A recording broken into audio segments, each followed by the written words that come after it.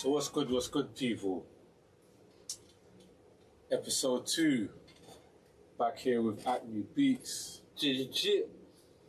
Come on. Yeah. episode 2, right? So this is a very special episode, and I think we're doing a series of special episodes on this launch of season 1. Welcome to the Sovereign Music Podcast. Again, Nat Cole here, bringing all of the music to the tech, and the tech to the money, to the music, to the culture. And man, what can I say about this brother right here? You heard a little bit of his production as we came in here. So I'm gonna let him introduce himself, tell us a little bit about what he does. Yeah. Thank you, Gold. I appreciate it so much that you called me. Yeah, man. Yeah, my name is Akme Beats, aka Akme, aka Akme Cool Beats. Yeah. I'm from Italy, and I've been doing music for a very long time, like kind of 15 years now. Bro. 15 years is a long time. Like when? I used to start to doing beats, and after doing like lyrics, rap in general. Yeah. So what got you started? What was the moment that made you get into, okay, hey, I'm gonna go and make a beat, or I'm gonna try and rap? Yeah, I was like, I used to get like a big crew in Italy. We was young. We used to do graffiti and rap music. So they involved me to do like beat making, because nobody doing beat making. So I used to start like that, you know. People involved me on the right way of beat making, you know. Like I say, old people show me and give me like old machine for doing beats, for So you were just interested in making beats, and there were let's say like older crews or the people older than me, because I was like 13 or 14, and the people like they go already 22, 25, they gave me for free like a machine, you know, like the old one, AKS 2000, you know, working with the floppy disk, you know, and all these things. So analogic thing, you know, proper analogic one. And we used to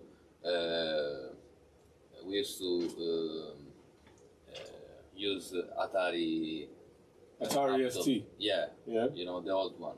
The old days, right? It's funny though, because obviously, you know, the Sovereign Music Podcast, you're here, we're talking about like where kind of the technology meets the music, and the technology, and how we're using the technology now. Yeah, bro, like I was we say in Italy with my friends, we say like we was on the middle of technology, you know. I mean, like we start to do music with analogic machine, and after we get like digital. Yeah. So, you know, so all the time they start with the analogic, and after going to the digital. So we used to see a lot of different things, different market, and different machine, and you know, like because the technology make a progression so much. You know? Yeah, exactly. So kind of starting there again, right? With using the analog machines, right? Or using the older machines. I mean, again, obviously later on in the conversation we'll get into speaking about the newer forms of technology, but just taking it back to the Atari ST, because that's the era that I'm from as well, the Atari ST, right? Yeah, Nintendo. I literally said to someone yesterday, you know, we learned how to sample on the ASR10, and we used to sample on the floppy disk.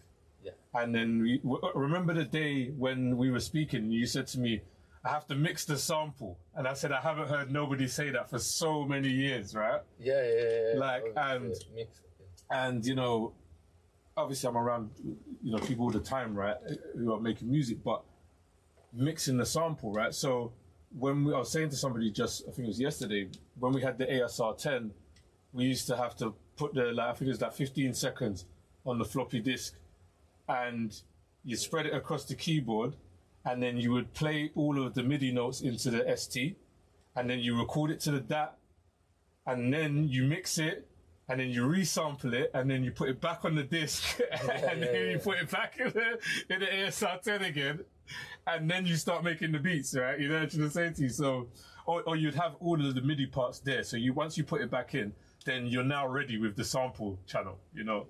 So just take us back to when you first started, and the difference into, let's say, how easy it's become to access equipment, like for you to get that for sure, S2000. I used to, at that time I used to spend like a week for one beats. Like a week completely, you know. Even the cable, connect the cable, you know, it was like difficult. Like you said before, was before it was like difficult to make music. Now it's very simple. Okay. Now you get like tutorial on internet. Before it wasn't tutorial. You know. Before it was like you read the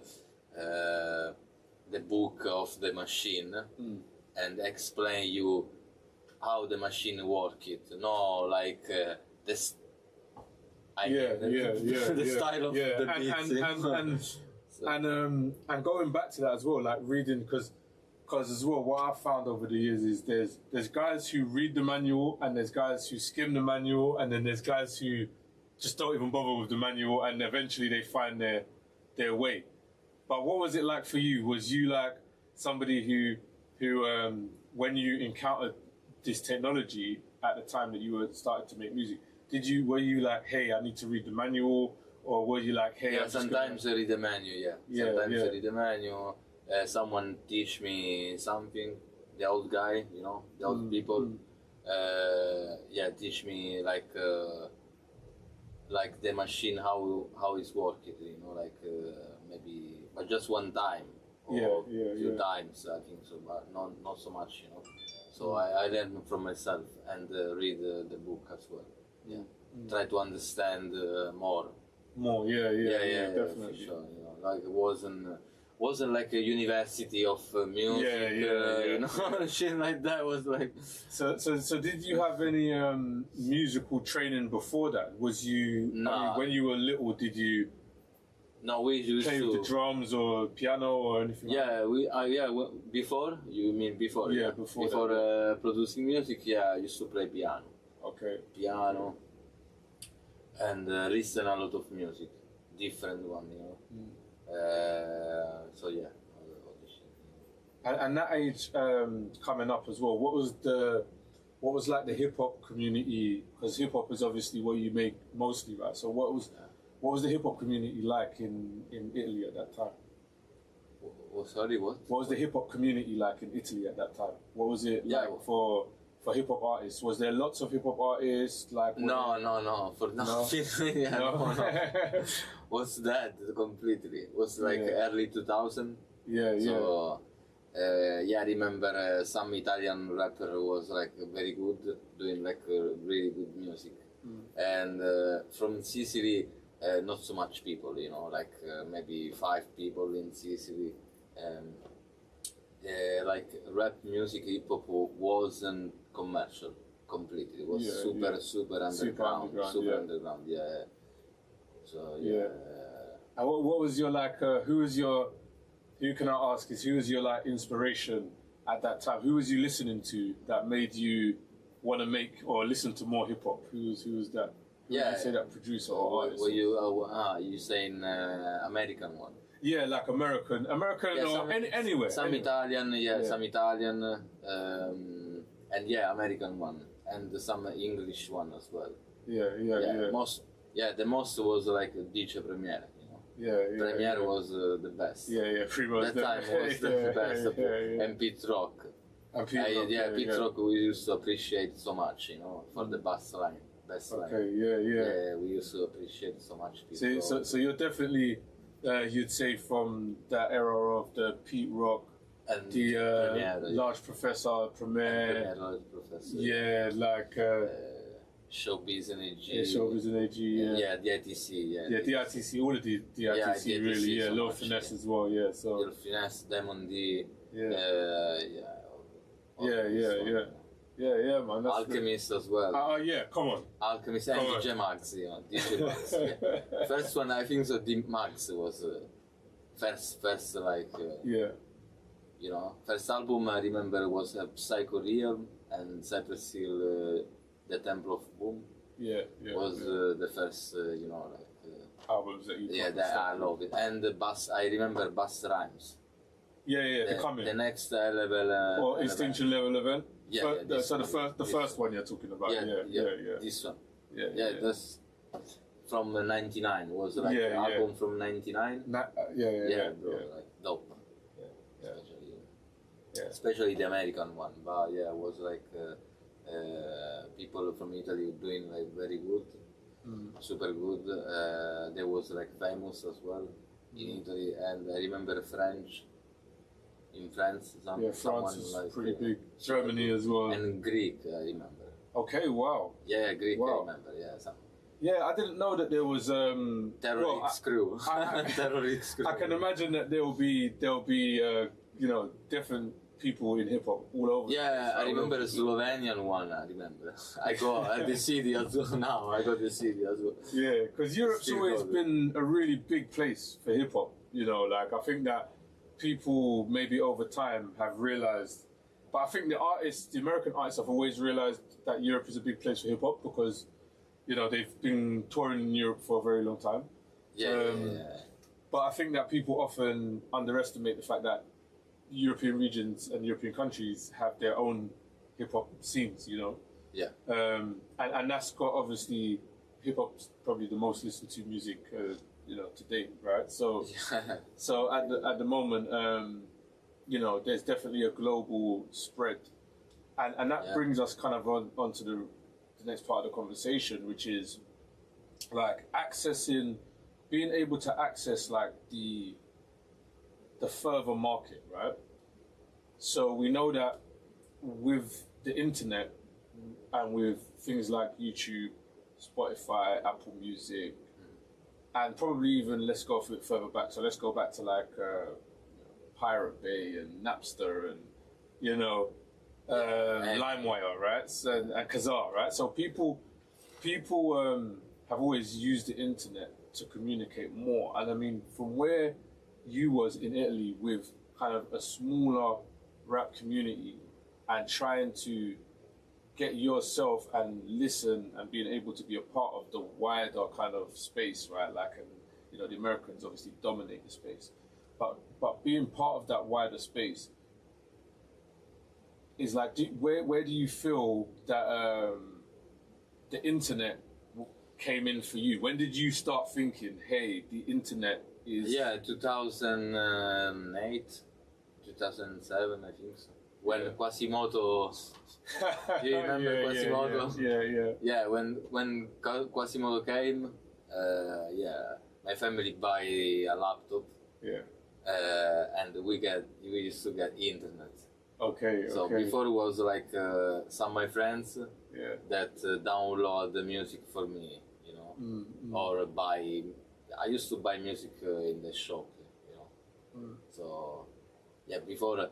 So when I was young, for example, when I started, there wasn't internet. It was just like shop, music shop, and book. And after 2000, I think so, 2005, 2007, we used to use internet. Yeah, the laptop. Yeah, laptop. Yeah, even 2002. So basically, you're saying what you're saying is that the Adventures of Lord Quaz, yeah, right? Yeah. Like that's what really put you onto on internet. That's bro. Yeah, crazy. And MF Doom and yeah. You know, like because I didn't know Madlib before internet. I didn't know Madlib. I didn't know J Dilla, and we used to know just Premiere, Beat Rock. Yeah, you know, because they. Yeah. So when you got the laptop, like old school. When you got the laptop, how did you get introduced then to that whole section of music from the laptop? So you had the laptop, and then what site were you using, or what? MySpace. So you were on MySpace, and you were was super dope. So it's funny, right? Because we were here to do episode 1, right, with Nat Knight, right, and what he said also is, you know, like that MySpace era was kind of like where a lot of people, you know, it's like the granddaddy, right? Or where people really on a public level started to discover other musicians, yeah. So a lot of people, new artists start from MySpace. You know, they start from MySpace. And I think it was the first one, no? Yeah, it was the first one. And I think obviously now. Like, it was super good. I used to love it totally, because you can put like whatever you want there. You know? I used to put like video games there as well. Yeah. People used to put all kinds of stuff on their page, right? And that was and the thing is, right? Like, it's funny because you could tell everybody's age, right, by MySpace now, right? Because there's a generation, obviously, the generation that we're seeing coming through now are not. They're not. They don't know anything about MySpace. They are late Facebook people. That just are page, Instagram, and everything sad else. Page, you know, like a sad page. So would you say is that maybe a lot more people were not on MySpace because a lot more people were not on the internet? No, they don't know it's MySpace. MySpace was die. Like Facebook killed it. MySpace. Yeah. Completely. Because Facebook is more of a more information, you know, more information. Well, MySpace was more like culture. Well, yeah. That's a good way to say it, right? Because because MySpace was more. Hey, you can put something up. You can own your own free kind of web page. Put your own stuff on it. So MySpace is pretty decentralized, even though it was a centralized thing, right? Video games, I told you. Whatever, even though animation things, it was like super good, bro. Like so even if MySpace, if MySpace, it's funny because if MySpace wasn't a company and it was built on, let's say, MySpace, some kind of decentralized technology, if you had MySpace like that, then you know. I think that's where we're kind of going now, back to people building their own web pages on decentralized stuff, right? So, but we'll talk about that later again, right? Okay, but yeah, with Facebook kind of came in with this more connected social element. So people were connecting with people in their schools, people were connecting with people in their families. So it was keeping a history of your information of who you'd interacted with and people that you know, right?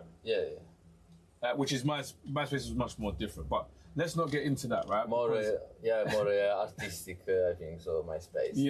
Than only information. You know? Yeah. So okay, right. So now you've got this laptop. You started listening on MySpace. And they killed MySpace after 1 year, you know, and they bring you in the other space. Yeah.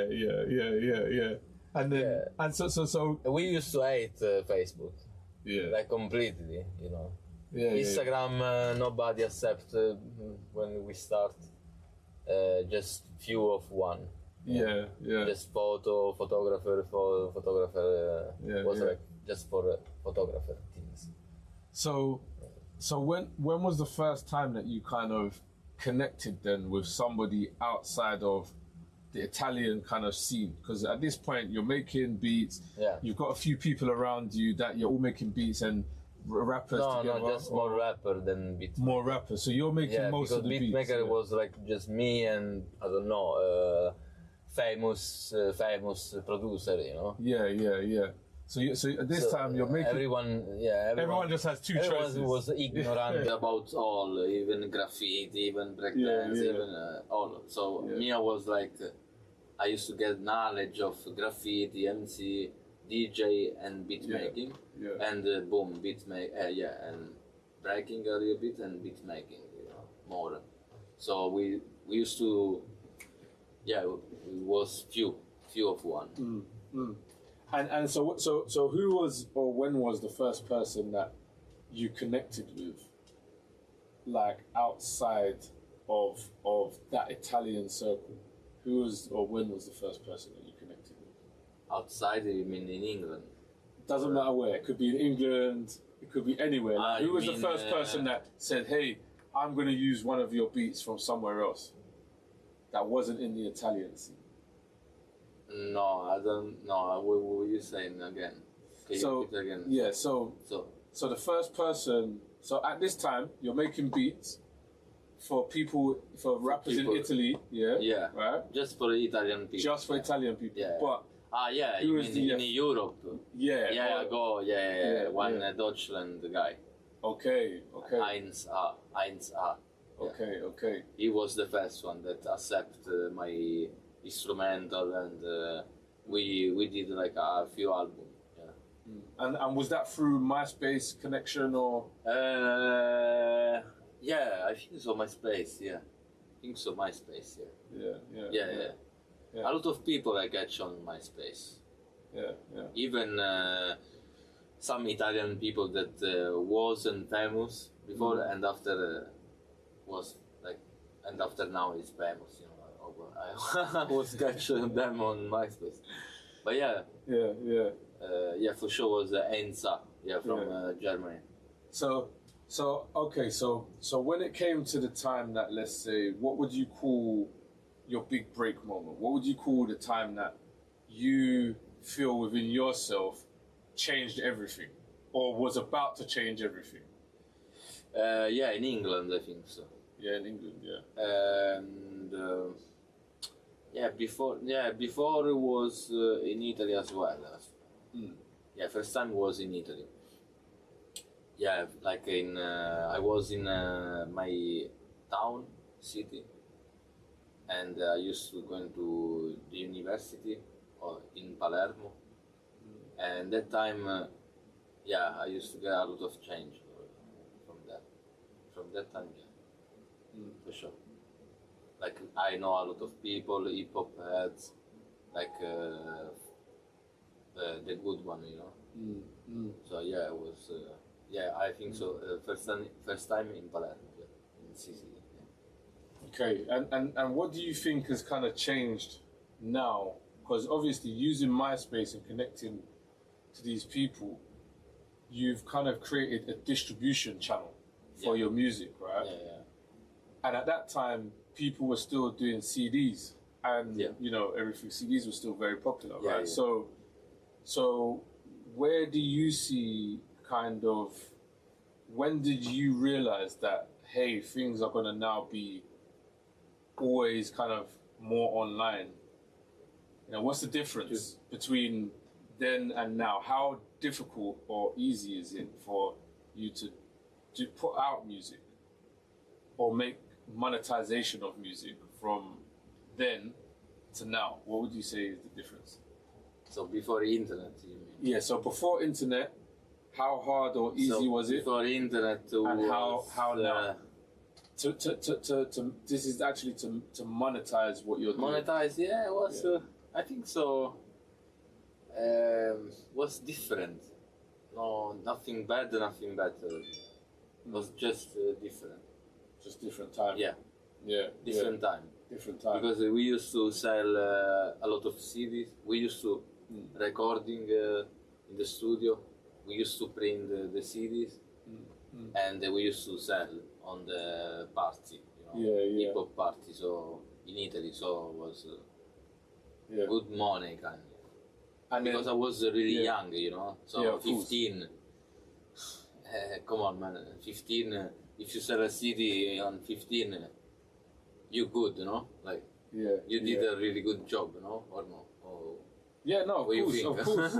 I mean, again, like if you're young and you've got an entrepreneurial and a growth mindset, then and people appreciate more before. Like more people like involved in. Yeah, more people are interested because because it was because you're young. Yeah, you're young and it's super new. Yeah. So there's not only a lot more hype, but people also I'd say resonate with the talent of a young person more, because we all see a young person. I teach a lot of people. Yeah. I teach like even old people. That time I teach them. A lot of people I teach. About graffiti and rap and beats. You cannot imagine. Yeah, trust me, man. A lot. Yeah, definitely. Trust me. Yeah, people like never rap and they just start rapping, they started to come to my studio. Boom! 1 year later, they doing freestyle. They can do like whatever, Trust me, man. Crazy. So did you kind of did you ever stop doing that kind of physical monetization? I mean, right now, let's just big you up right now, because you just dropped a project the other day, which you did some vinyl for as well, didn't you? Right. So, are you still looking at keeping both sides in what you're doing? Yeah. Physical and obviously digital, analogic and digital. Yeah. That's because analogic is like a physical part, so can be you appreciate more your job because it's physical. It's not just digital. I like digital, but it's not just there, because one day maybe you don't have a connection for or wherever. You cannot listen the music. So vinyl for sure, 100% you're gonna listen. You know what I mean? I prefer use both of them. Digital and analogic. I don't prefer any of them. Any of the two. I appreciate both. So what do you kind of think about where we are now in terms of the music industry and how the industry, let's say, operates more on a streaming model at the moment? So using Spotify and let's say DistroKid or Apple Music, the regular distributors, so on and so forth. Do you find that is, easier for you with and do you still feel that you have the same amount of control, or does it still make you more small than big? Yeah. You know what I mean? DistroKid make you more small than big. I don't know. Like I want to say that DistroKid is good for the people that are famous already. Just for advertising is good. And why do you believe that? And are we saying DistroKid and Spotify as well? Yeah, DistroKid. I mean Spotify, Apple Music, Deezer, all the company that working with DistroKid. I don't know. It's good service, but doesn't work for a small artist. Even for the big one, it doesn't work because you cannot catch a lot of money. I don't know how is the service working. For example, I appreciate more Wavlake. For example, now I appreciate more that website than Spotify. Everyone uses Spotify, so you need to be there. You know what I mean? It's different, I appreciate more different platform than the famous one. And then And you mentioned obviously just there. You mentioned Wavlake, right? So Wavlake obviously is more geared towards streaming really than it is towards purchasing, because now at the moment the kind of direct to consumer model at the moment is leaning more towards purchasing. So as you said, the physicals, so people are buying the vinyls, or they're buying a digital download, or they're buying, you know, a cassette even, you know, people are doing as well, right? So or a CD. So would you say that kind of there is almost a point where we're coming to now where the older streaming platforms they're gonna have to start dealing better with the artists, because the artists are leaving? Because we're seeing like, what is it, Spotify and TikTok war. I was speaking to Nat Nye again, and I was saying that Apple had just recently had this ruling in Europe where they now have to put you're allowed to put your website link to sell on your website on Apple Music now. So do you think that things are coming back around to where the artists themselves, and we'll get into Wavlake in a second, but with the artists themselves are now taking more control? They're starting to realize that they have more control. Yeah, I think the artists they get more control now of the music. I mean, independent. If today, for example, you can be independent artist, and you know, I use wherever service is gone for a moment. That's You it. know what I So mean? you can you're free to choose basically You're free to which you know which platform you do, and you're free to also build your own platform as well, right? Oh yeah, especially it's completely free now. It's completely free, but at the same time it's difficult to learn the technological. Because you have to learn, you know, maybe how to use it or how to build. You know, like if you're artist, you cannot create the platform for the artist. It's complicated, you know. So then, would you say then that there still is a barrier where you have to either collaborate with other people who have the skill set that you don't, or then you still have to have the money? I mean, whereas before you almost always need to have the money because the people who had the skill set were not available to find, you know, or it was harder to find people to collaborate with. So what do you mean before or now? I'm saying, like, before it was harder to find somebody who you can work together. Harder to actually even work together.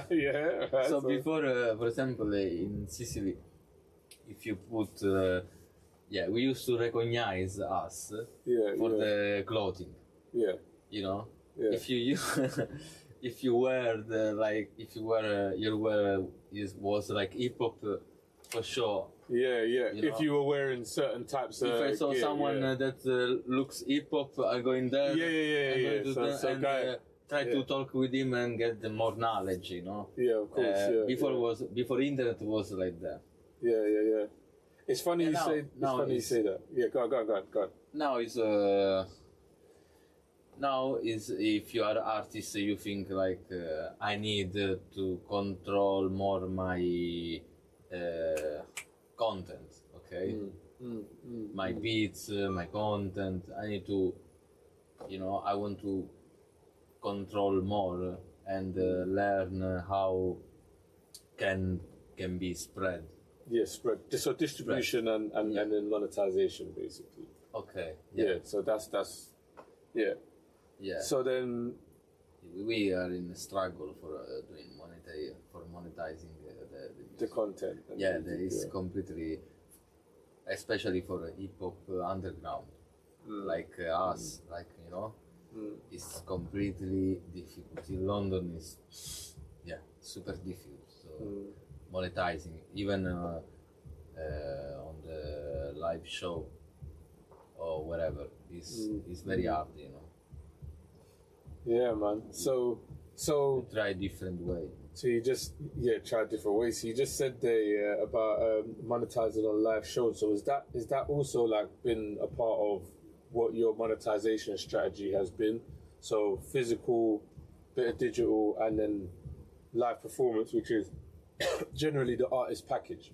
Isn't it, right? Because all the artists or the producers are trying to get into a place where they have those free, because those are, let's say, the free. So when you talked about Wavlake, right? Yeah. What was the difference that you saw in your experience with using Wavlake? Even though you've just really started using it, right? What is your difference that you see in, hey, Wavlake was, this is what I saw I could do in Wavlake that I can't do here? Or like I can't do in Spotify, for example, or Apple. Yeah, Wavlake working really fast, I think. Working fast, and it's perfect service, I think. Kind of. Because like maybe on the future there is maybe a better than Wavlake. But for the moment, Wavlake is like fast than everyone. And can give you straight away like more information about your content, your about the platform, how it's working. So for example, the people can leave the comment, leave the comment, and for doing this one, you need to pay like some sucks, and they put like whatever they want. So it's working good, bro. So what you're finding is that the way that Wavlake allows you to first of all connect very easy, so it's not hard to set up, very easy to set up. Yeah, super easy. Yeah, but then it enables you to engage, or people to engage in the way that they would like to. And then when you talk about speed, you mean from the aspect of speed for you to be able to set up and speed for you to, let's say, receive any kind of monetary... monetizing and views as well. I saw a lot of views there. Like So people discovering because first time they've seen you before, smaller base of people, but more recognition, right? Because like I did more views than YouTube, for example. And YouTube, there is a lot of people. There is, all the world working in YouTube. But in the end, my video on YouTube is like 40 views, for example, in 2 months.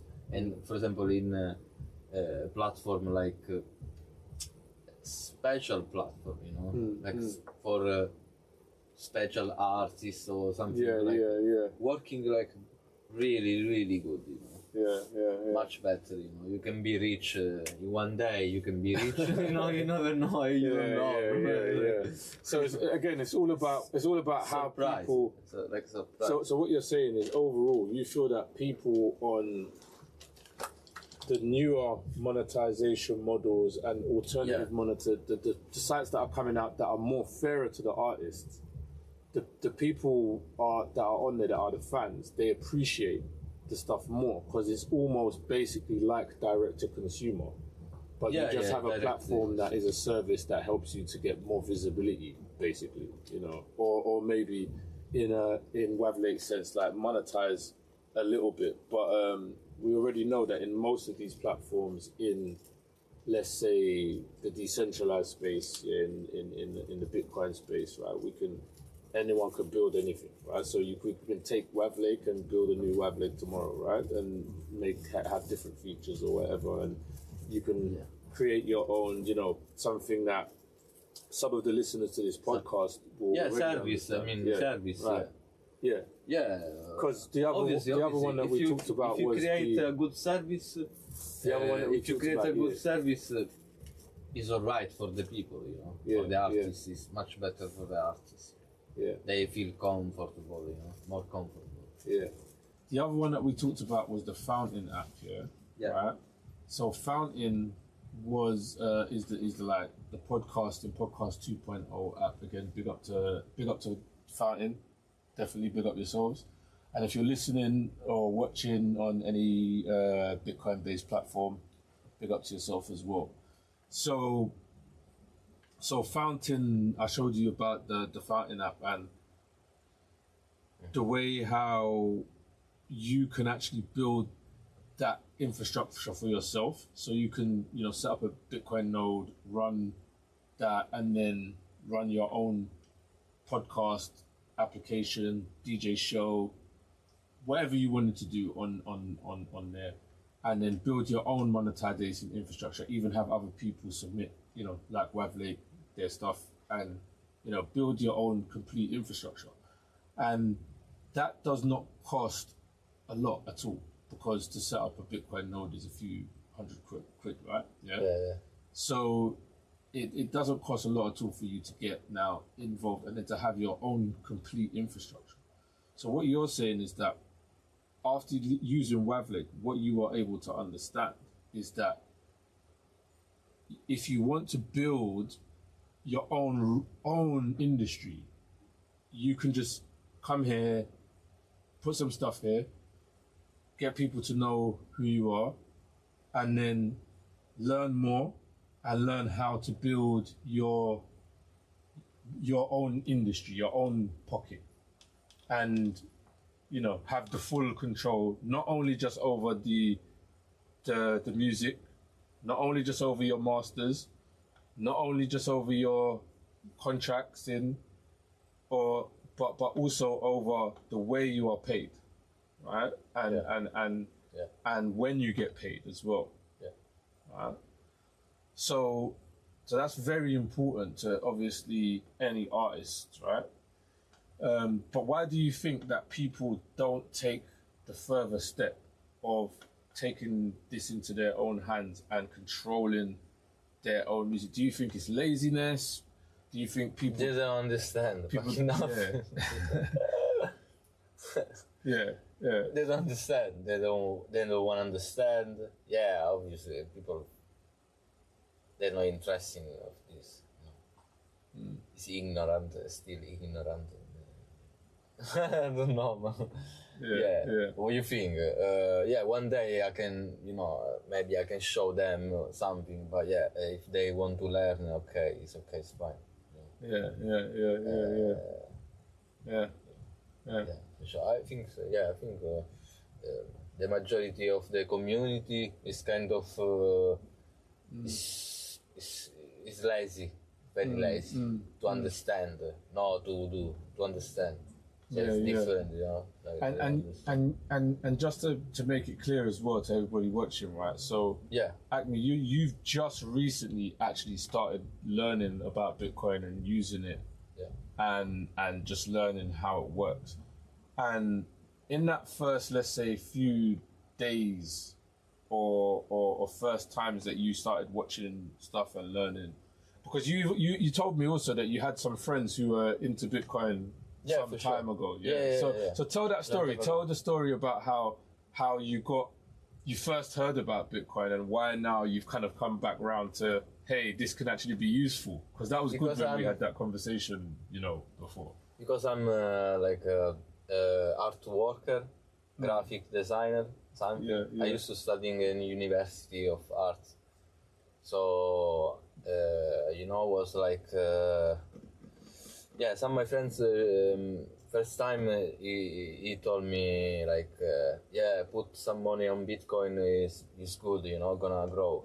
But he didn't tell me nothing, just this. So I told him, I don't know, like, sure, I wasn't sure.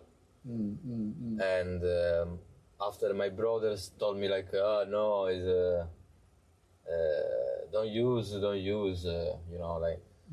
But like I used to studying, so like a graphic. I did graphic, and I saw some website that you can sell your graphic, your designer for for NFTs. I mean NFTs, and after Ethereum, like with the Ethereum you can sell, or Bitcoin you can sell like your art. So was interesting for me, you know. That time was interesting. Like, finally I can do some money on internet, you know. Because, you know, like in internet, you just like order a CD or the vinyl. You order some, you know, physical thing. But before it wasn't like that. Before, you know, was like a service that you can spend digital currency, you know. Yeah. So what you're saying is, in essence, we didn't have the usability of money prior to that time as well as we do now with things like Bitcoin or with Bitcoin itself. We didn't have that before. Before we had electronic cash like Visa, debit card, whatever. But, you know, there was always some difficulty prior to that for you to either receive money or for people to even want to pay money. Super difficult. You had to wait a long time for you know, receiving Bitcoin or open maybe a wallet. I don't know, like something, you know, like was slow. Even 4 years ago, like 5 years ago, was like slow. Still was, no, was still slow. Some service. So now it's completely fast, you know. Now it's, I think so. It's very good, you know. And the funny thing about that, right, is obviously there's been a lot of things, happening. Obviously in Bitcoin recently that's slowed things down. And, you know, made things kind of thing. But those things are also good because, you know, as we've seen, you know, with the Ghostface Killer drop and stuff, the Ordinals thing is bringing more people back to, hey, we should kind of, you know, do stuff with Bitcoin. So even though we have a bit of slow period, as you said, you know, like, and I think when you're talking about, you know, 5 to 6 years ago, that probably would have been around the same time that, you know, like we had, you know, this argument with the block wars and where Taproot was put into Bitcoin, and, you know, we had the block size wars. So you're right, it's a similar time period now where things have got blocked up and congested again, kind of, and then, you know, but it's all for another cause of building something else on Bitcoin, and now we're seeing it start to ease up again. So more people are now starting to realize because more people are using it, and now people are using it for art, you know, so people... So definitely. It's very good, you know. So listen, as well, right, before we move on to another piece, like, you guys might have noticed, that we had, like, tell us about the equipment that you're using right now, because you swear by this box, don't you, right? And I've seen a lot of guys using this, and those of you who make music, you should already know what this is, right? But just introduce what you've got here, what you brought along with you, and is this what you use mostly to make your music now these days? Yeah, definitely. It's like much smaller than an S2000.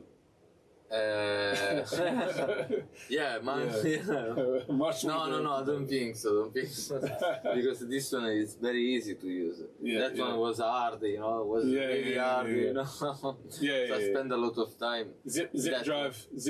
But it's working like similar, so it's like I used to learn proper good, you know, from that old machine. Now I can do easy here, you know. I can do very easy. I used to just learn 1 week this machine, and after I can do like whatever I want, you know. So before we get into it, real quickly, who have you worked with? Who would you like to like shout out that you've worked with, or that was really, really memorable to work with, that really put you on? You know, like artists that you've worked with, and who maybe would you like to work with? You mean in my career, music career? In terms of beat making or beat making, or as a producer, or a rapper. As a producer, more as a beat maker, because that's your focus right now. Producer, beat maker. What you mean, Italian or anywhere? So just shout out. Let us know some of the people you've worked with. Like famous one or famous, not famous. It doesn't. Yeah. What ones are really memorable? So in UK, I want to shout out like Lewis Parker. Yeah. You know, Lewis Parker, very good beat maker. Legend, yeah, for sure.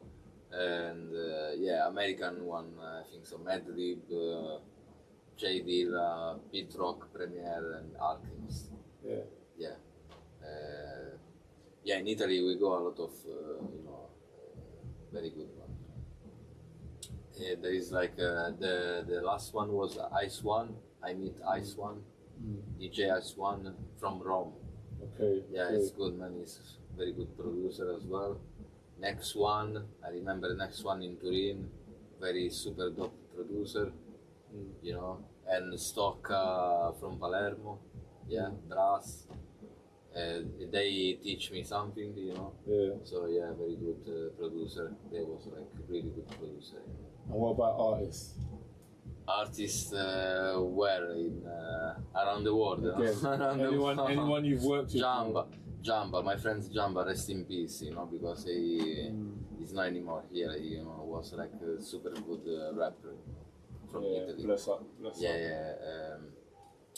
Matt Buddy, Big Aspano, and they from Sicily. And after, the most famous one was like Neffa, Chaos, Sangue Misto, Deda, DJ Graph, Italian one. And American one, bro, like Griselda now. Before it was like Cool G Rap, and No Fiction. People like that. That's it, man. There is like a Spanish rapper and producer that they show me something, how they work, they're really good, It's, what is the name? I don't remember the name. Yeke Boy from Spain. Yeke Boy, shout out Yeke Boy, man. Alright, so before we quickly, so guys, we're gonna quickly just go into some live beat making from Akme here, But before we jump into that, Akme, just quickly, what is the name of your latest project and where can people find it? Yeah, it's double capital A. The name is it's an EP with air clips. Yeah. You can find it like in Bandcamp, akmebeats.bandcamp.com. Okay. Yeah, you can find there, and every platform now is Spotify, whatever. Okay, wicked. Alright, guys, I'm gonna let Akme take it away. Let's listen to some of this. Cheers. Thank you. Thank you so much. Let's go.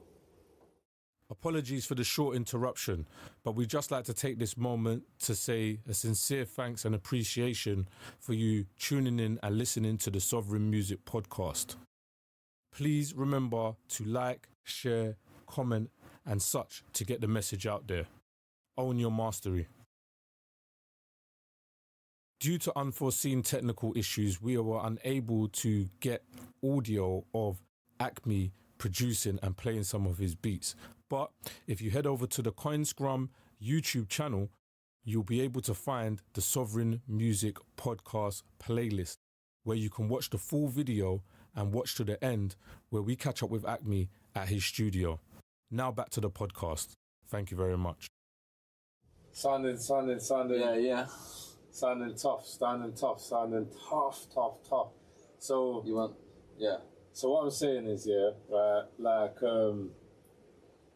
in this time now that you was, as I said, been making music in recent years, you've been, as you said, looking at doing more collaboration with artists, as many collaboration as possible, and putting out as much stuff as possible. So how do you think it's like changing for how do you think it's changing for the artists on the international scale? So with all of the different people from all of the different regions across the world, do you think that it is now going to become a lot more widespread that artists are going to take control? Because we said earlier that artists want to take control and that platforms are kind of making it easier. But do you think that artists are going to take control, and then do you think that people can get back to that mindset of paying for music? Like paying for good music? What do you mean? So what I'm saying is, do you think with all the technology and the reach nowadays, people are going to get the back? People are more now. The people get the service for pay the artist directly. Yeah. So do you think what I'm saying? They don't understand. Right. So do you think that's going to get more now because more and more artists are starting to realize that they can? Yeah. So people are going to. Do you think people will be forced to have to pay? Yeah. Like Facebook, MySpace. Before it was MySpace, after Facebook, kind of the same thing. But the people need to understand that they can take the control of the money of the. But not only that, from a fan, I'm talking from a fan's perspective, though. From a fan's perspective. Yeah. Fans' perspective. Do you think that if musicians do this, that fans might say... If you are really fans, you get like a lot of different way now for spend, give the money at your favorite artist. There is many ways. There is like a ticket for a live concert. There is digital tickets. So digital service. There is like Wavlake service that you can put a comment, you can pay whatever you want. So it's just the problem is not the fun. The problem, I think so. Yeah. So you reckon that the fans are going to support the people that create the service. Yeah, and the musicians are not using so what you're saying is the musicians are not using all of the tools at their own disposal to get their music out there. What they're doing is they're relying on Spotify, Apple Music, so on and so forth. But they can have another option if they want to. Yeah. And they should do, because the fans will then respect that, basically, in the long term. Is that what you're saying? Yeah, because they get the opportunity of give your favorite artist give some sats or Bitcoin or whatever. So again, start from the artist for sure, but the fan follow the artist. So if the artist say like it's better now use Bitcoin, the fan gonna use Bitcoin. Yeah, exactly. Yeah. All right, boom. So before we wrap up, if you follow. Yeah, if you follow, right? So if you follow, so you see, so you said it at the right time. If you follow, right? So what I'm saying is, let the people know where they can follow you and find you. And yeah, like, hey, if you're listening to this Sovereign Music podcast on any of the Podcasting 2.0 platforms, Akme is got albums upon albums, and he's still putting more stuff up that is available on Wavlake. So make sure, or Wavlake, I know as it should be said, but make sure that you go there and you support what Akme is doing, man. Definitely, 100%. Wavlake, Bandcamp, and after Spotify, the other service, Audio Mac as well is good, Yeah. Whatever service you need, we get, we already get, Yeah, exactly. All right, so listen, people, we're gonna fade you out with like a little bit more music from Akme, and we will see you on the next episode of the Sovereign Music Podcast. We are out. Yo, so what's up? Back here with Akme Beats, Beats in the house. Yeah, we had that trouble with the, thanks for watching to the end if you're seeing this, first of all, because we had that trouble with the audio from the last session.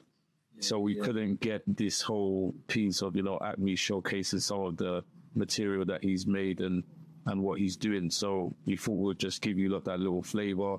I came to link Akme here in a secret location in his work, place of work. Yeah. You know, where all the vibes come from. So yeah, but Akme, how you been, man? You been good, yeah? Yeah, very good, bro. Yeah, chilling, you know, in the studio here, make beats, you know. Yeah, like I always, like every day. Yeah. We try to create something. That's it, sure. That is it. So, again, just as a special bit of bonus, because we didn't get that piece, we're going to run through some of Akme's, you know, joints, listen to some of that. And, you know, then we'll get to talking about, again, some of the stuff that you've been doing, because, you know, you've been doing quite a lot since, you know, we last spoke and we recorded the actual episode. So, yeah, bro, whenever you're ready, man, let's get into it. Can you let the people kind of know what your tools of the trade are? Like, we're not going to let any secrets go, but, you know. Come on. Yeah, you can see it's like the Roland SP404, the new one. Yeah, for a moment, I can chill with that, you know. I can do with this. It's like a modern machine, but yeah, on the same time, it's good, you know. It's good. It's good to learn. It's good to create. You know, bro. So yeah. All right, hit us with some of that shit, man. Let's go.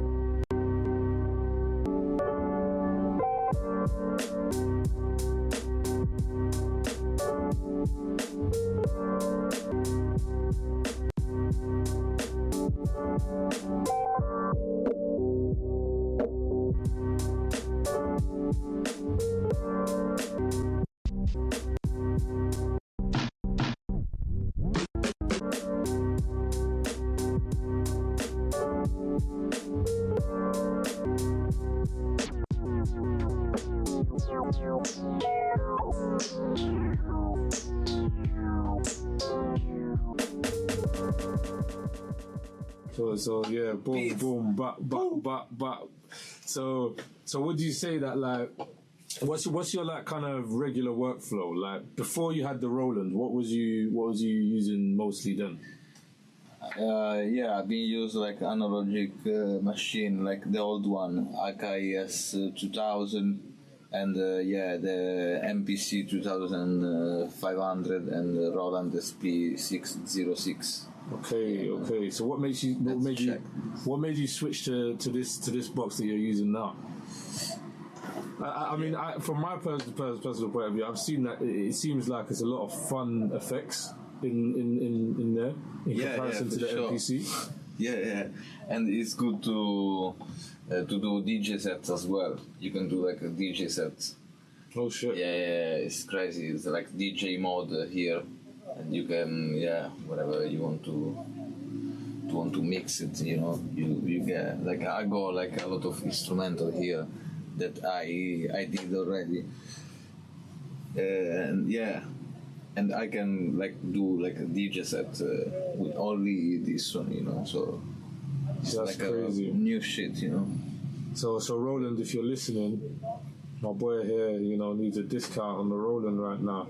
Yeah, man. Yeah, like Acme Beats. So listen, yeah, what other projects have you got like lined up? Because I know, you know, people who have watched the full interview will already seen that we spoke about some of the projects and some of the things you was doing. So what have you been up to recently since then, and what kind of stuff have you got kind of coming in the next couple of weeks, months? Yeah, we put already out like the hooks from off deck with air clips and silver grey. Is already out on whatever Wavlake, Spotify, and I did some animation for a Gamma as well, special edition. And the next one next project should be Swag and Acme. you know. And we already get like the mix and mastering, so a couple of weeks, and we get out with this album. And just also just to touch on what we were talking about earlier, like when we were in the studio before, we didn't get to showcase any art. So is there any kind of like, do you want to show maybe one of your pieces, maybe? Because we talked a little bit about, you know, you doing art, and we can see this wonderful mural that you've got in the background. So yeah, sure, man. Maybe I can show you like some vinyl, you know, some vinyl art, you know. Or I do like a graphic design, but yeah, we do t-shirts, you know.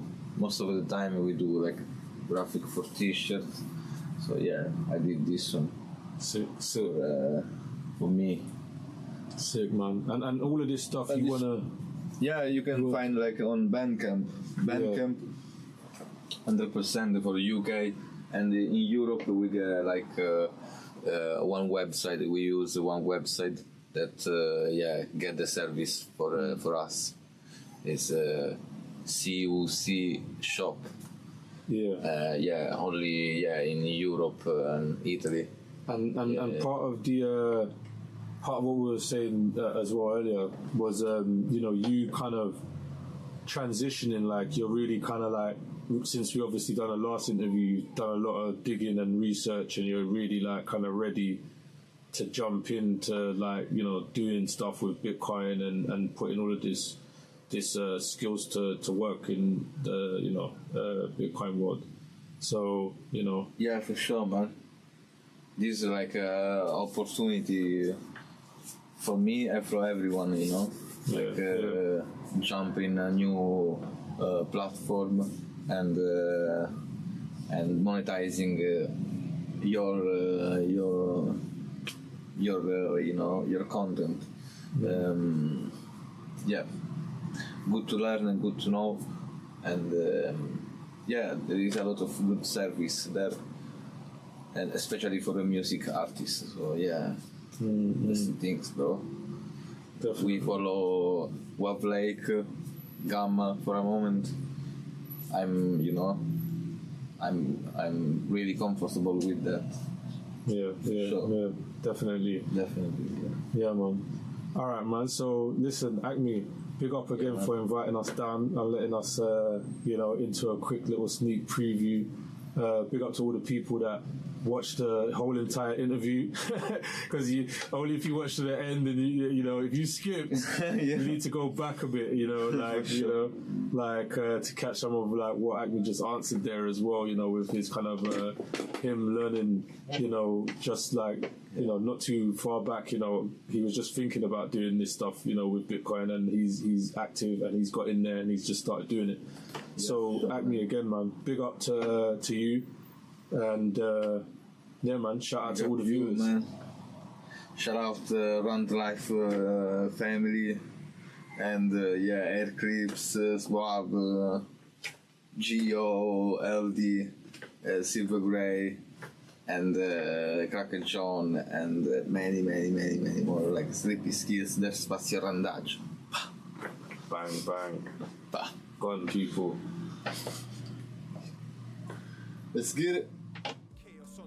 Dark thoughts turn blind, living on the edge of an incessant decline. Get the cash up, debt collectors after what's mine. Fox Sadi Khan, him and his ULEZ can suck my dick. Get the mask up, COVID excuse for jacking your shit. I pattern with a pack of light breaders out of the nick. When the stash got taken, someone spoken to bacon. Redacted lines on all the names of all the statements. It's blatant, making P flagrant. Boy, them stay adjacent, taking what I need to survive. My boy Danger, his whip's always the cleanest to drive. I'm street educated back there when I need to survive.